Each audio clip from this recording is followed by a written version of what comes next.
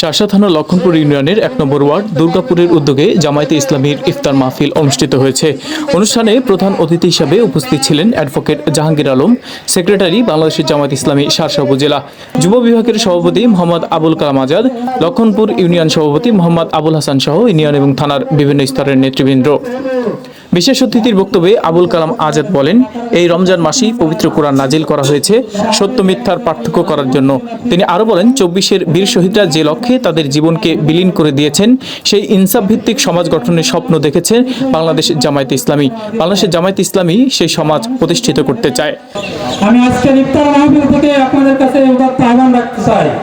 বাংলাদেশ জামায়াত ইসলামী আপনাদেরকে উদাত্ত আহ্বান জানাতে চাই, এই দেশের মানুষ, এই দেশের ছাত্র সমাজ যে সমাজ প্রতিষ্ঠা করার লক্ষ্যে, যে বাংলাদেশ প্রতিষ্ঠা করার লক্ষ্যে তাদের নিজেদের জীবনকে বিলীন করে দিয়েছেন, সেই ন্যায় এবং ইনসাফ ভিত্তিক সমাজ বাংলাদেশ জামায়াত ইসলামী কায়েম করতে চায়।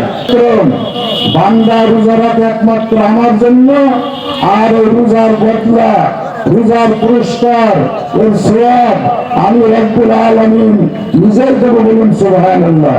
প্রধান অতিথির বক্তব্যে অ্যাডভোকেট জাহাঙ্গীর আলম বলেন, মাত্র ৩১৩ জন নিয়ে বদর প্রান্তরে মুসলিম জাতি বিজয়ী হয়েছিল, কিন্তু আজ ২০০ কোটি মুসলমান হওয়া সত্ত্বেও আমরা গাজা সহ পৃথিবীর সর্বত্র মার খাচ্ছি। তিনি রমজান মাসের প্রকৃত শিক্ষা মানব জীবনের সর্বত্রে অনুশীলনের তাগিদ দেন। ৩০০ জন ৩১৩ জন সাহাবীর মাধ্যমে সন্তুতি ইসলামের বিজয় করেছিল। আজকে সমাজে আমরা কেন পারি না?